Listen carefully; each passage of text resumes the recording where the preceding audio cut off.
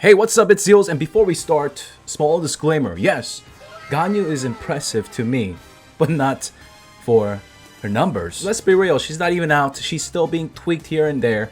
You know, we're gonna talk about that today, but yeah, the numbers are changing. We have no idea how she's gonna perform. I talked about this openly on Twitch with you guys, and my hype for Ganyu is not because of what she could do. I don't care if she's a Cryo character.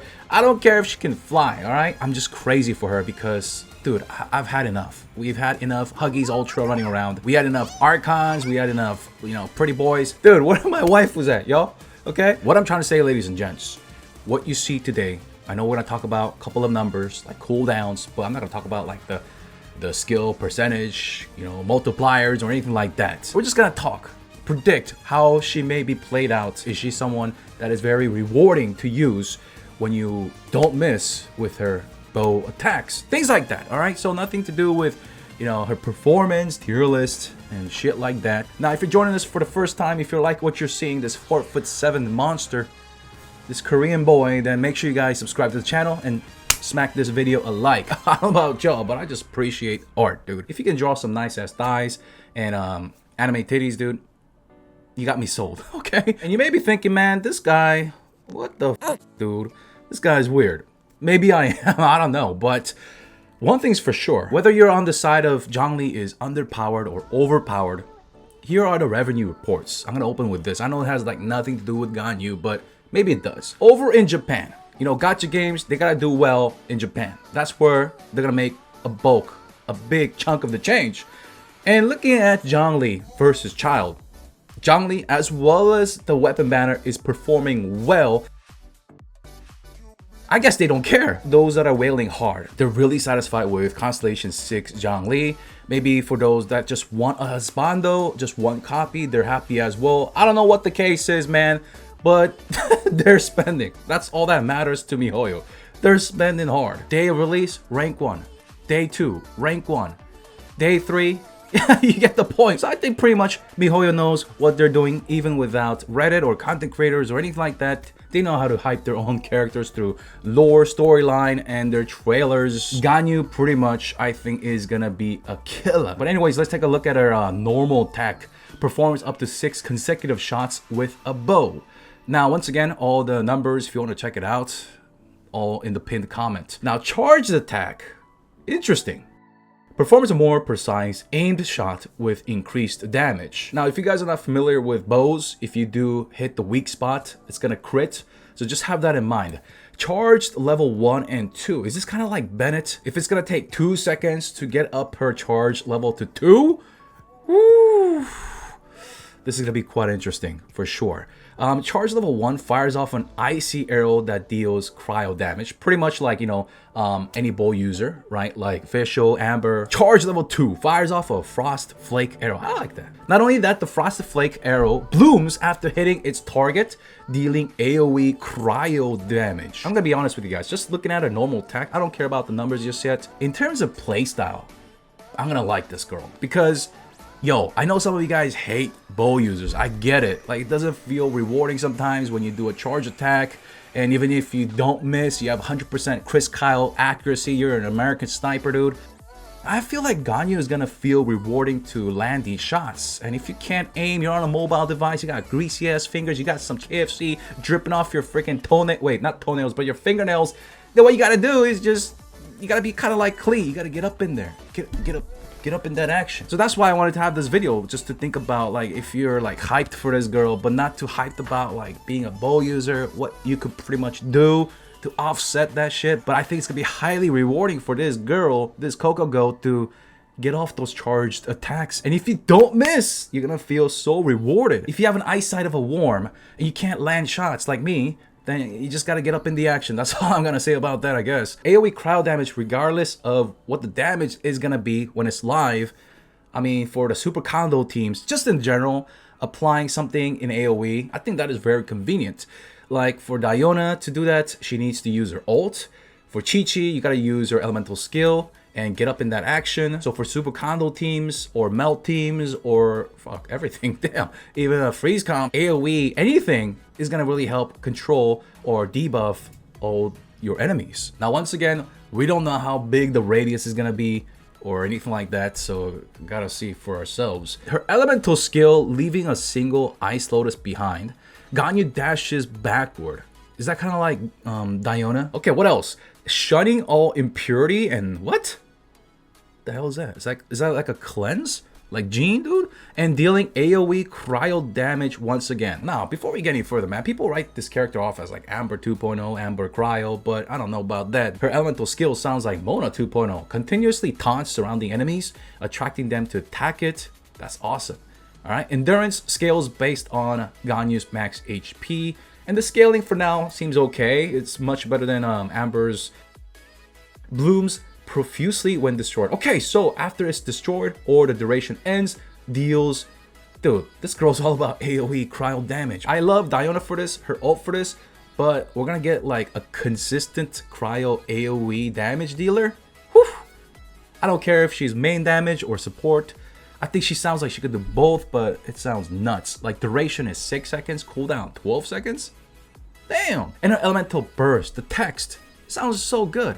Atmospheric frost and snow to summon a sacred cryo pearl. During its ability duration, the sacred cryo pearl will continuously rain down shards of ice, striking enemies within an AoE. You know what? This sounds like if you've ever played like WoW since its infancy.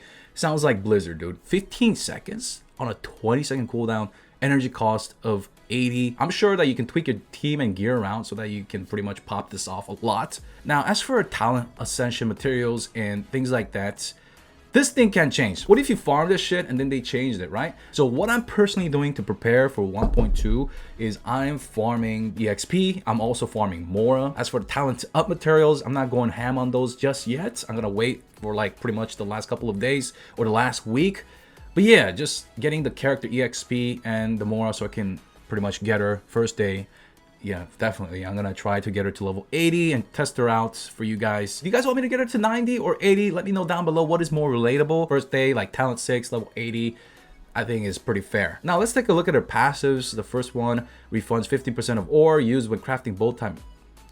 Okay, next, Undivided Heart. After firing a Frost Flake arrow, the crit rate of subsequent Frosted Flake arrows and their resulting bloom effects. Dude, 20% for 5 seconds. That sounds pretty good. I don't care if this is 5, 10, 20, 100%. This is pretty damn good passive. Harmony between heaven and earth. Celestial Shower grants a 20% what?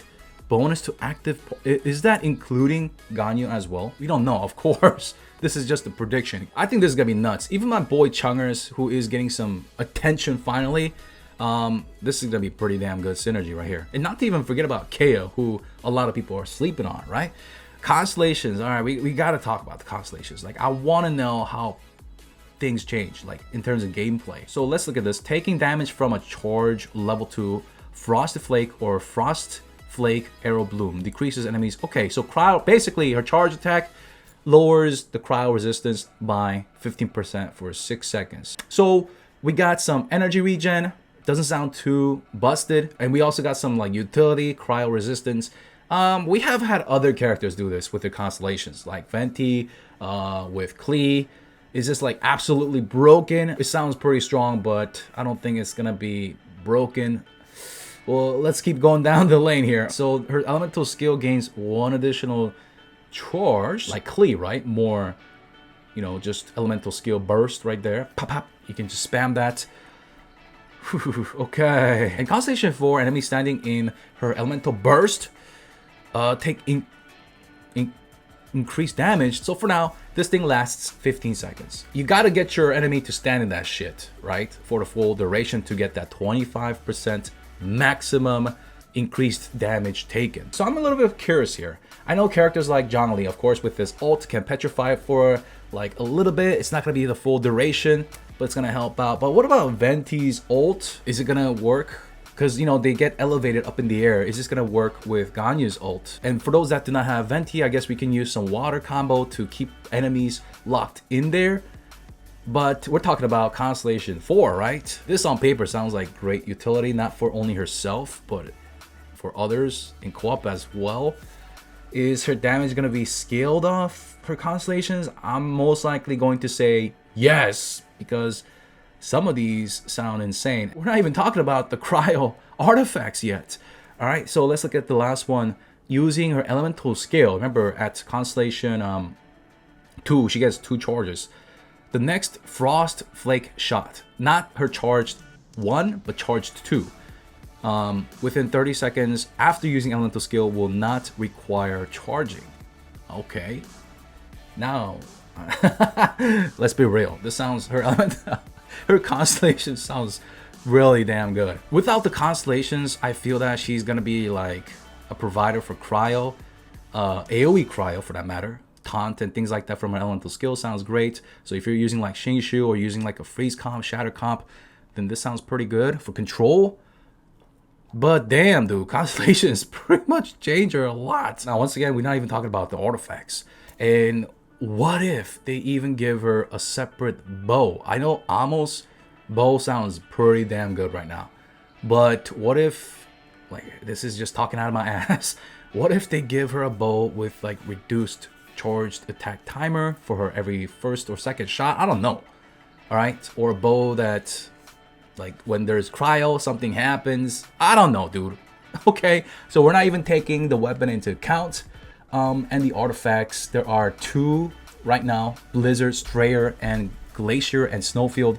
These are also going through changes or have gone through changes, but the 2-piece seem to be consistent with cryo damage bonus 15%. When a character attacks an enemy affected by cryo, their crit rate is increased by 20%. Okay, and I'm sure this is only going to work for the ones that are using the artifact, those that are wearing the artifact, like the Bolide set. If the enemy is frozen, crit rate is increased by an additional 20.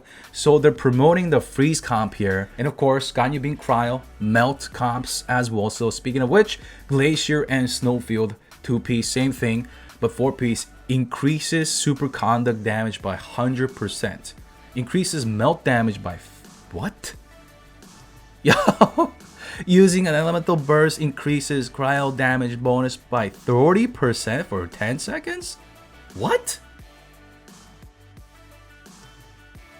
I don't know what's gonna come first, Albedo or Ganyu. My guess is gonna be Ganyu, but people are saying that maybe Albedo as well. Who knows, right?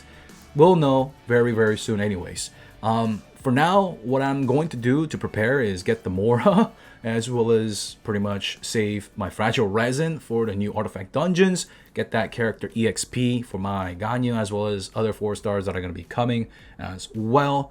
And yeah, that's pretty much it. At the end of the day, once again, I know I said this like 10 times, but I don't care what she does. I love the voice actress and her voice lines, as well as her aesthetics. Got them thick thighs and high heels. I was so scared they may give her goat legs, or those centaur bodies, but dude, they stuck with them thick thighs and high heels, so I'm going all in. Are you even tempted by her aesthetics, or are you going to be completely skipping 1.2? Let me know down below. Thank you so much for hanging out with me, and I would greatly appreciate it if you guys like today's content to subscribe and smack this video a like. Make sure you guys follow me on Twitch, Twitter, and on my Discord. We got 50,000 Genshin nerds up in there, so all the links down below. I'll see you guys in the next video. Your boy Zeals out. Peace.